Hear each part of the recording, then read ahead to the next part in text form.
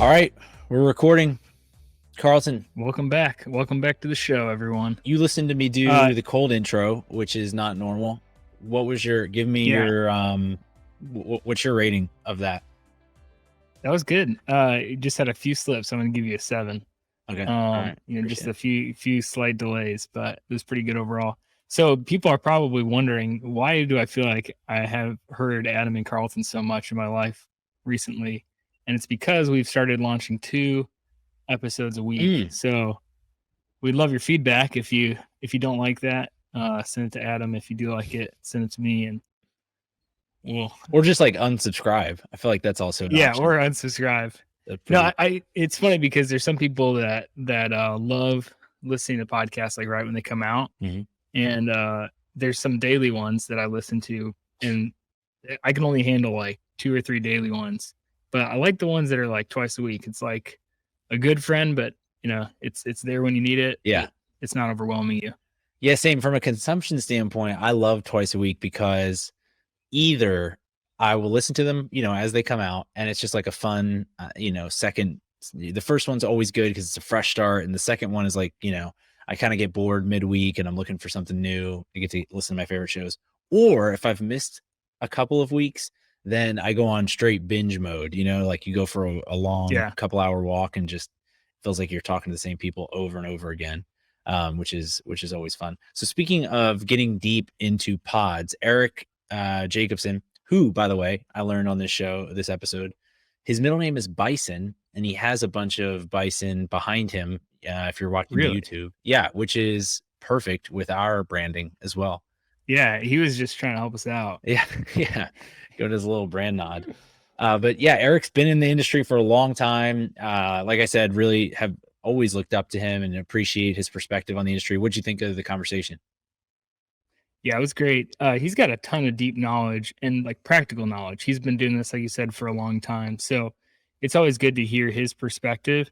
And they take a little bit different approach at their company, and they do a lot of guest finding. And so it's interesting from that perspective. He talks a little bit about how do you leverage that to get some PR, get some publicity. And it's great when you can actually get on other people's show, but sometimes there's other partnerships you can do too. Like even a sponsored ad is a way to get into people's ears.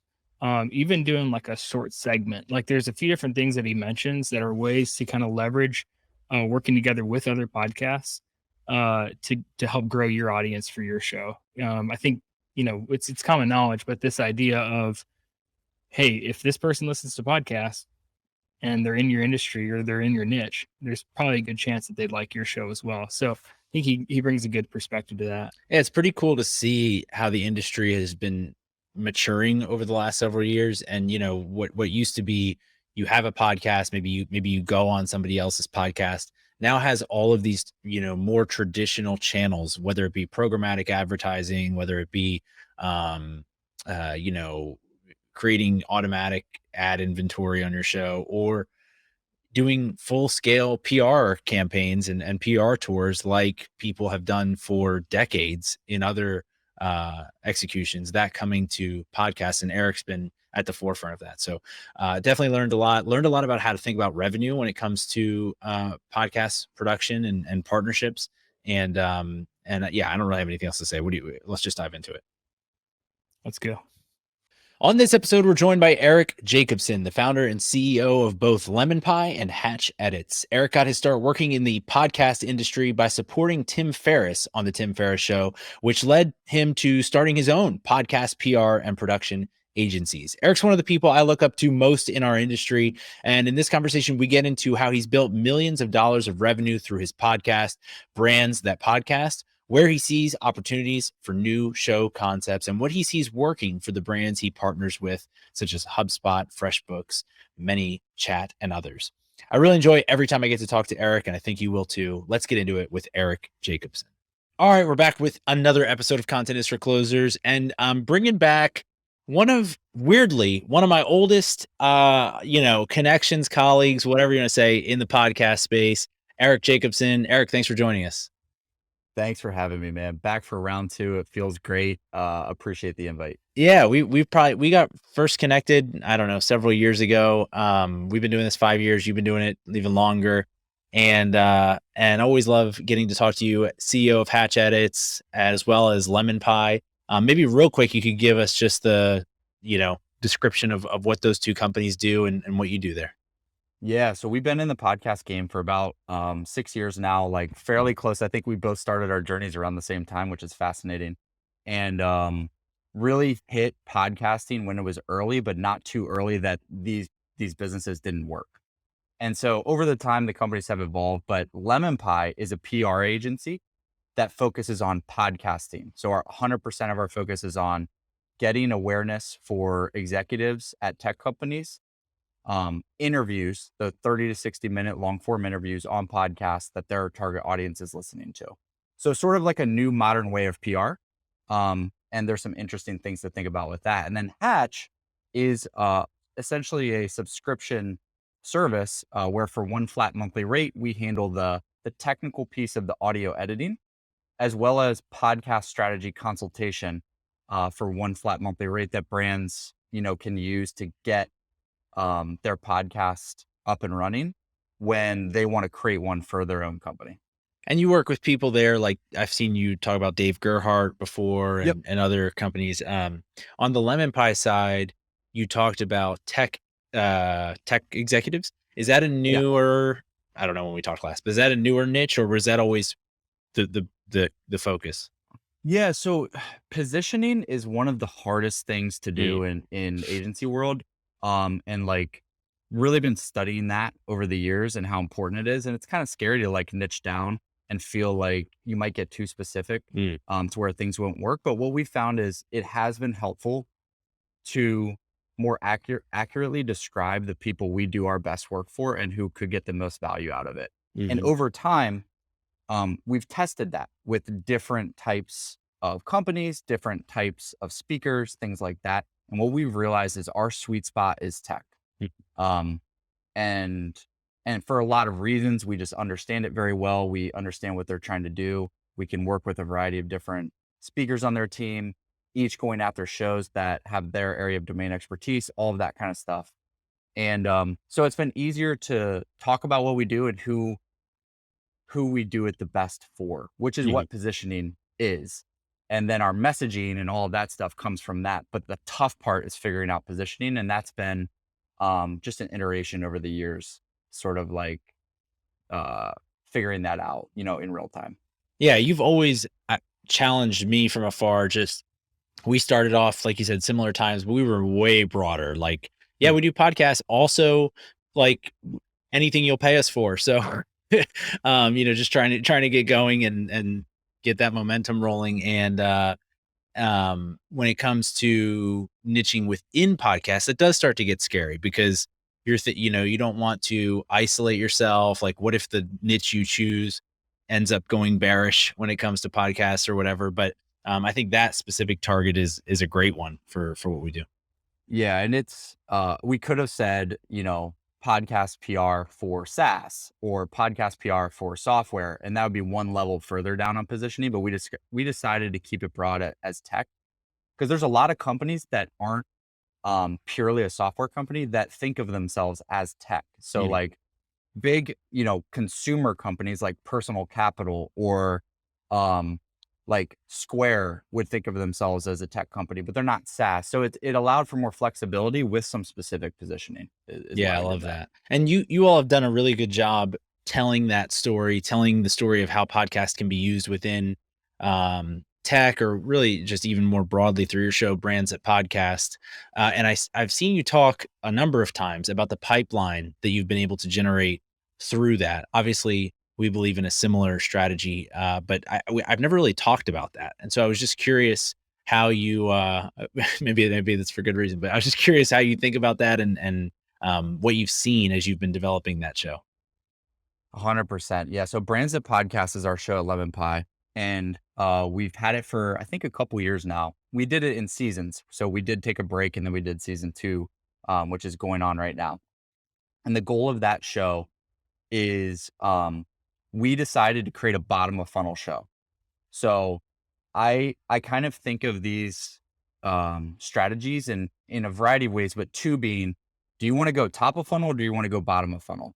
And it's not always black and white, and it can be a mixture of both. But if we were to go, when we created our show, if we were to go top of funnel, we would have created a marketing podcast because we sell to marketers. And so the goal with that would have been get as many marketers in the world, in the country, listening to this podcast on a weekly basis about all the topics of marketing, not necessarily related to what we do. So the goal being like, then, at the end of the episode saying, oh, this is brought to you by Lemonpie or, whatever. It's more so having like the sponsored nature of it. We decided, and that's what most shows do, I find, to be honest. We decided to be okay with a much smaller total addressable market of potential listeners, but having it more tied to what we do, our expertise, and bottom of funnel. And so we created a show that instead of talking about all the variety of different types of marketing, we just talk about podcasting. And it's still relevant for marketers, but for the most part, the folks that buy from us aren't listening every single week. They're listening at moments in time when this is front of mind for them, or when we put it in front of them on offense in our sales process when they've never even heard of the show. Right. So I can describe, a bunch of things we do there, but instead of, thousands or tens of thousands of potential listeners that like are out there for a more broader show, we were okay with hundreds of listeners. And the goal being seen as the expert, or one of the experts in our space, and then having more flexibility with what we can do with the content. So we think like, it's just the way it's one of the ways that people are buying today is, or one of the problems with a top of funnel show is you don't really get to share your perspective that much as the host. And so you're highlighting the guest, as the expert. And so in all of the marketing collateral that you create after that, it is focused on the guest, for the most part. And so what we wanted to do, we did, basically a weekly show with an every other episode cadence. So we would have a guest on one week, and then the next week would just be myself and another team member, and we would break down a single topic that we get lots of questions about, I love oftentimes in the sales process. So it just gave more flexibility on what we could do. So when I would have a sales call, if the person had never heard of Brands That Podcast, but they talk about what's the ROI of this type of podcast strategy. Oh, well, we actually did. Cool. I can answer that for like 5 minutes here. And then we also have an entire 45-minute episode of myself and another team member breaking that down that I send to them afterwards. And so often I would hear, that was incredibly helpful. And I also listened to like 8 other episodes of yours in the feed. And so like during the sales process, they're spending like 8 hours consuming your content, building up that trust. So that was one way. And the other was, I found when we have guests on, building relationships, collaborations, and partnerships off of the back of friendships being built, as guests is pretty commonly known as a good use case of podcast. What I found though is because we built a bottom of funnel show, all of our guests, exactly what we wanted our prospects to think of us. And when they think podcasting, they think us. All of the guests thought that too. And so what their perception of us was not just this company doing a marketing podcast or whatever, which was great and they loved it. But like, guests are busy. They're not really like doing too much research, a lot of times on like, especially the level of guest you're getting. Yeah, exactly. So basically all the questions around the show and pre-interview and the post-interview, like was all building that credibility with the guests of what we do as well.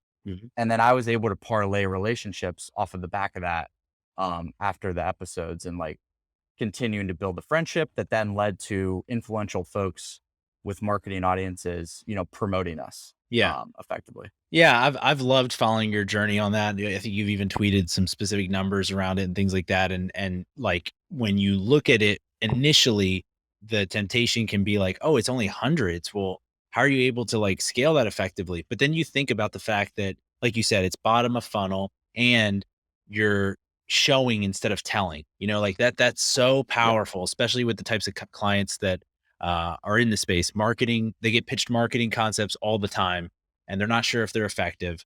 But when you show them like, here's the answer, and also here's proof of how we deliver, because we're using our own medium. I just think that has so much power to it. And the let's say 500 or 300 or whatever number of people that are listening are like 100% prospective clients for you. So it's like filling up an entire movie theater of prospects. Like, it's a great, I think people overlook that all the time across industry, not just for podcasting, of the powerful potential for that.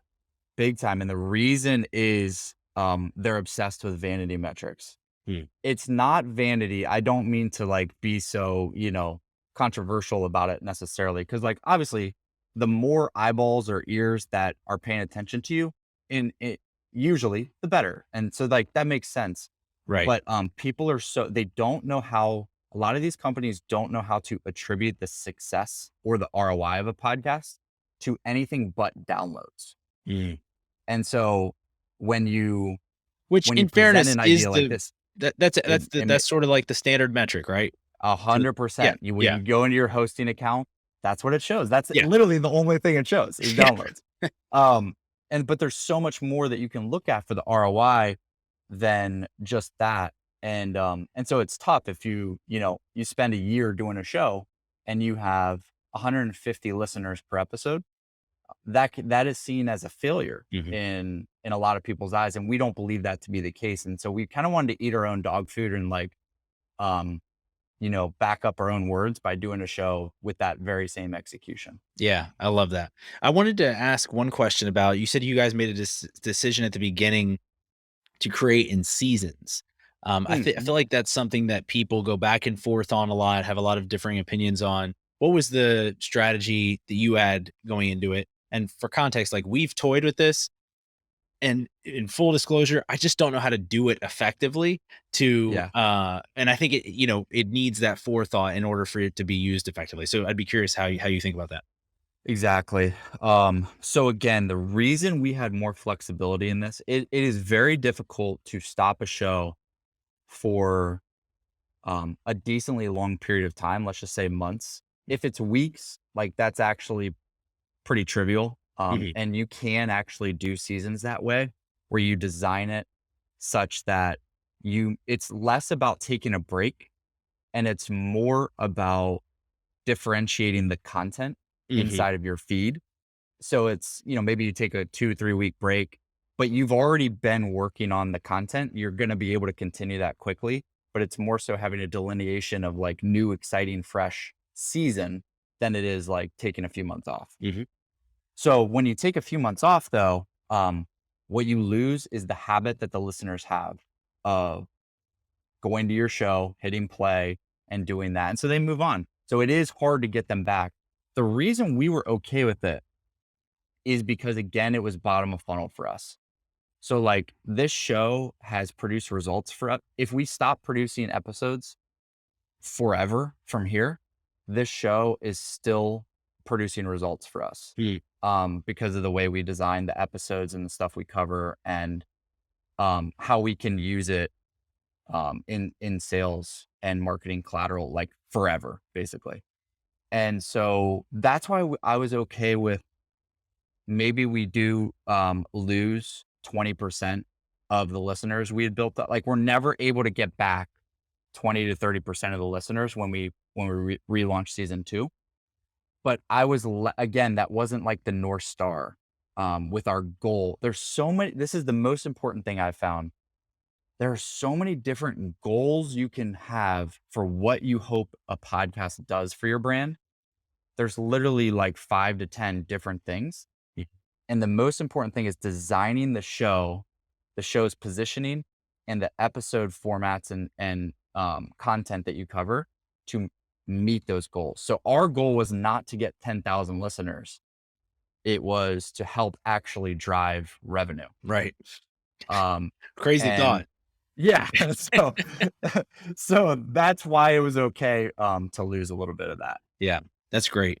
I wanted to touch on at the beginning. We talked a little bit about the lemon pie thing, and we did a whole episode a couple of years ago. I'll make sure we link that Yep. about what lemon pie is. But for newer listeners, talk about the PR spin of this. So there's obviously like you can have a branded show that has Yep. a bunch of objectives you can serve. But how do you think about that PR and specifically serving that target of tech folks? 100%. Yeah, definitely different approaches, different pros and cons. So the PR side, the benefit here is the audiences are already built. Mm. So when you identify the 50 to 200 plus shows that have your target audience listening to them, the listenership already exists. So you can reach out to them. And if you provide value, and I know we talked, and I think in our last episode about some ways to do that, Yeah. to reach out and try to secure the interview. And happy to go into anything here too.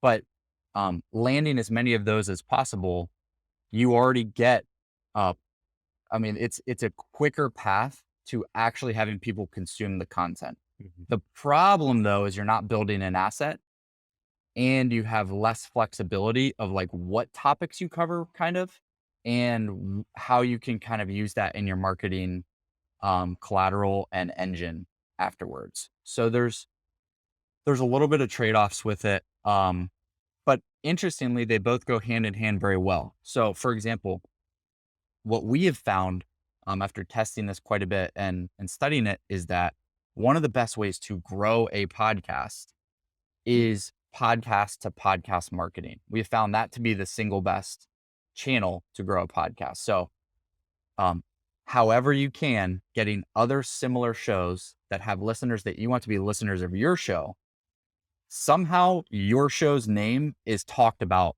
on that show. So either you sponsor it and they promote your show with an ad. You could be a guest on it, which is what we're talking about. And you could promote your show. Hey, if you like this is what we talk about on our show every single week. Like, go check it out. Driving conversion from that way. And one of my other favorites is like an episode drop. So trying to get an entire episode of yours dropped inside the feed of other similar shows. Interesting. You see that a lot within podcast networks a lot of times. Exactly. Yeah. Exactly. So, so what's cool about this is like, if you're thinking about what should I do, one or the other, it doesn't have to be an either or thing, because they both actually really help each other.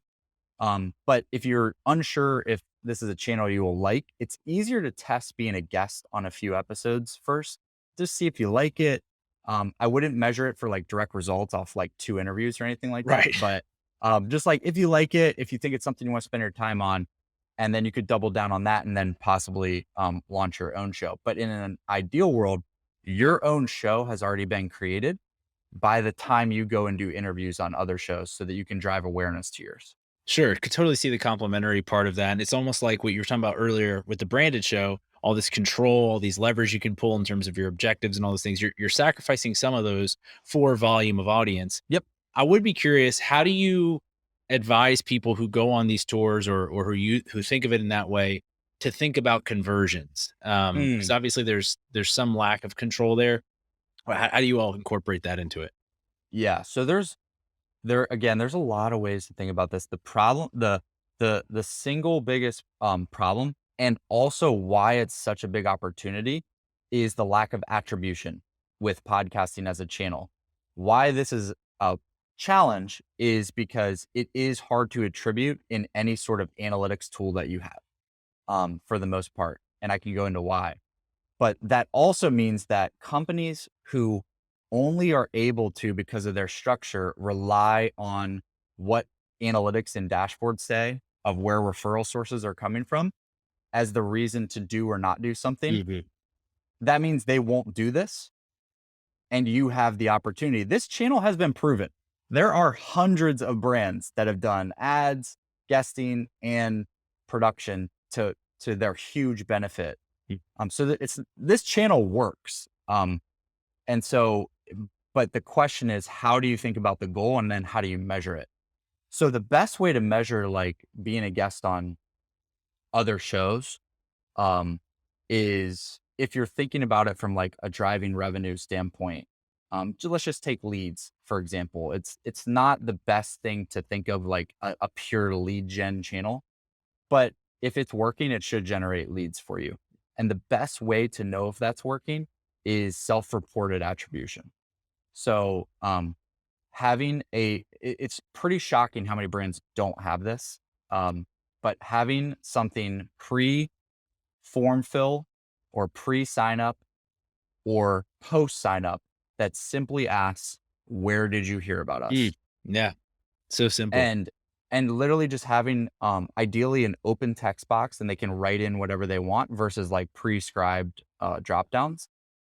And if this is working, you will see people write in podcast interview, podcast interview, podcast interview. And sometimes they won't remember which one, because if you're Sure. doing this right, you've been on dozens and they've heard or seen you on their favorite shows all across that category multiple times. But that is the single best way, because what happens is people are walking, they're in their car, they're running, they're doing the dishes, they're listening to the episode. If you give them a code or a landing page to go to, they may or may not go to that because they're not able to at the moment, but they will remember you and the brand name. And then they go to Google later and they type in you and the brand name. So in your attribution, it will show up as organic search or direct. And so then like this leads some companies to say, oh man, organic is working like crazy. Direct is working like crazy. Let's double down on SEO. But really, these people are coming from podcasting. So the only way to know that is by asking them, either directly in the sales process or through like the sign up process.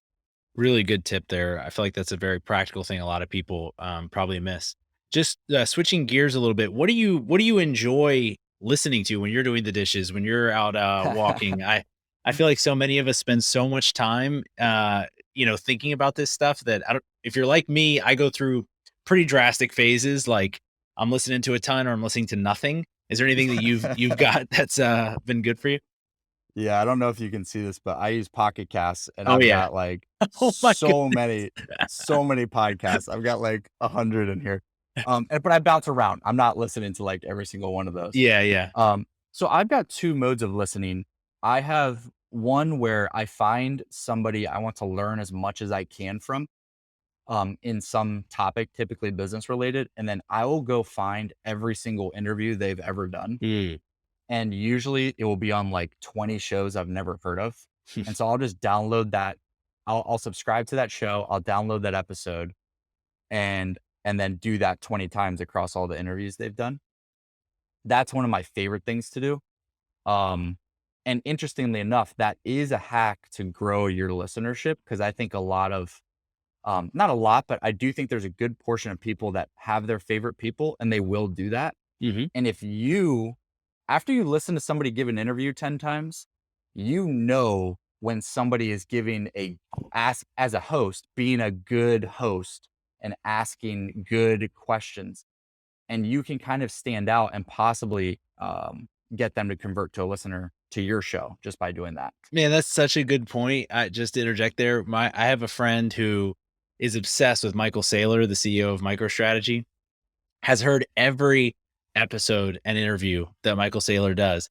And he will tell me constantly, hey, so-and-so, you should listen like that. He's a great host, or she's asked really good questions, because he's heard hundreds of Michael Saylor episodes. So he knows which people, have a different wrinkle or something. That's a great point.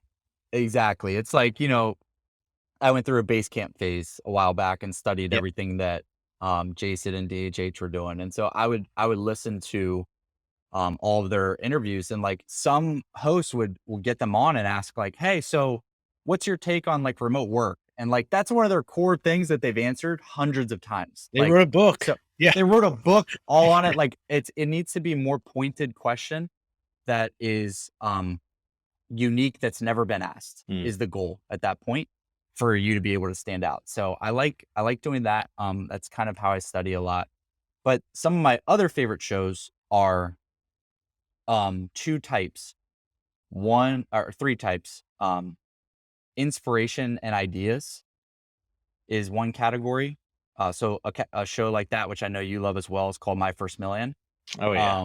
just inspiration and ideas, like when I need, just creative thinking and in quick succession in one Yeah. episode, like that's my go-to. Um, information, information, and studying would be like a show like called State of Demand Gen, or like literally listening to like hardcore, um, marketing, sales, leadership, you know, trying to pick different categories that I want to get better at and finding the best shows in those categories. So State of Demand Gen for marketing, Exit 5 for marketing. And then the third category is almost being able to feel like a peer category. So there are some shows that are oftentimes like co-hosts, and they every week they get on and just talk about their journey building their business. And so it's typically got small listenership because it's not meant to be like mass appeal or anything like that. They're literally talking about minute, and I cannot stress this enough, minute details about their business that like you would have to be on their team sometimes to like really think that it'd be Yeah. interesting. But I like that because it's real. It's you get to hear real founders talking about like what's on their mind, the challenges they're having, how long it takes to make things work. Like some of these shows have been around for 6 years now that I've been following. It's like, and then you just feel like you know them and you're on that journey with them while you're on your journey. So Any Bootstrap Web is one of my favorites. say it for again. that. Sorry. Bootstrapped Web. Bootstrapped Web. I'll check that one. Yeah, out. that's one of my favorites in that category, but there's a few. That's awesome. Yeah. To your first one about My First Million, I am a basic fanboy for sure. And today we released our episode while you and I are recording this. We released our episode with the producer of that show, Ben Wilson. Yep. And so Sam and Sean like retweeted some stuff and engaged. And I was ashamed at how excited I got at just at just their engagement, but whatever. I'm human. It happens. They have taken the model that a lot of people in your and I's profession almost look down upon, which is just like two people just like talking versus like having a more quote unquote high production value. And they have taken that and like far outpaced what most people, and I think in our profession would say is possible. And so it's cool to highlight. I think that there's no right way to podcast. And as long as it's something that's your unique advantage and reaches your goal, and My First Million proved that to me. That's a great point. All these models work. And I think it's just leaning into what you as the host, because I mean that's what they admit all the time. They like soap opera for business stuff, and so that's what they end up talking about. It's like junk food, but it feels good and it's funny, and obviously other people like that too. And then there's obviously some hard hitting like actual advice they give too. Yes. But yeah, it's the both and. Well, people forget like listeners are also there for friendship. They're not just there for education and entertainment. You could have like the most educational. A lot of these shows are very highly produced and very educational. But you don't feel like you're friends with the host necessarily. Right. And that's what Sean and Sam and other shows like that have captured really well. It's like, sometimes it doesn't even matter really what they're talking about because it'll be interesting, but like you just want to be a part of the conversation or like be a part of what they're learning. 100%. Yeah. Yep. So kind of to wrap us up here, I'm just curious, what are you bullish about in podcasting? What has you excited? Or it could even be outside of podcasting, but any trend or theme that you see coming on the horizon here that's got you amped? Yeah, I have more so been even more feverishly like tripled down on this thought than I have since day one, which I've been saying since day one, which is all of this is just getting started. Still in 2022 is just getting started. I'm seeing it more and more and more when podcast plus YouTube combo from influential people who didn't have a means to create media and a direct relationship with people that would listen to them So like I Am Athlete is an example. Yeah. I don't know if you've seen that. Bro, yeah, love it. Yeah, exactly. And like shows like that. And so what I am excited about is I think the primary means of media consumption going forward is going to be quote unquote independent shows that are niche in who they appeal to, but there are tens of thousands, hundreds of thousands of them rather than these like, dozen or so traditional Sports Center or whatever versus exactly. So I'm really excited about that because it means it's still early days. Yeah. And I think we're still early. I also was excited to see that Joe Rogan.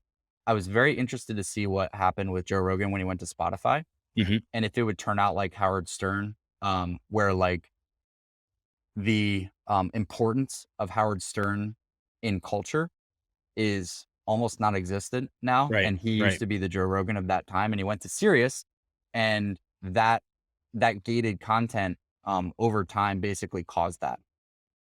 What we've now seen after Joe's been there for a year and a half is that he still is the number one show on earth. And so now what I am excited about is the fact that there's this beef in our industry too. Like, should these tech companies like have these gated walls and things like that? But I think a rising tide in all this lifts all the boats. And so Joe succeeding at Spotify is good for content creators. Because it's a means to make money doing something that they love that's helpful to people. And it's getting more people into podcasting as a medium that they like to consume content on. Yeah, I totally agree. I think it's good for our industry that people argue about it, and it makes for good headlines. And I mean, people I like, seem to be on both sides of it. But at the end of the day, like just the fact that we're even talking about podcasting is good for me and you, and that's all. Exactly. That's my. That's all that. That's all I really care about. Eric, thanks so much again for coming and joining us, spending time with us, sharing some of these thoughts. If people want to keep up with you and what you all are doing at Lemonpie and Hatch, what's the best way for them to follow you? Yeah. If you want to check out Lemonpie, it's lemonpie.fm. And then Hatch is hatch.fm. I'm real big on the .fm as you can see. Yeah, that's great. So yeah, hit me up. I appreciate you. I appreciate learning from you from afar and the connection we've had over the years. And we'll have to do this again, next couple of years. We'll do another one of these episodes. Likewise, man. Appreciate you. See you.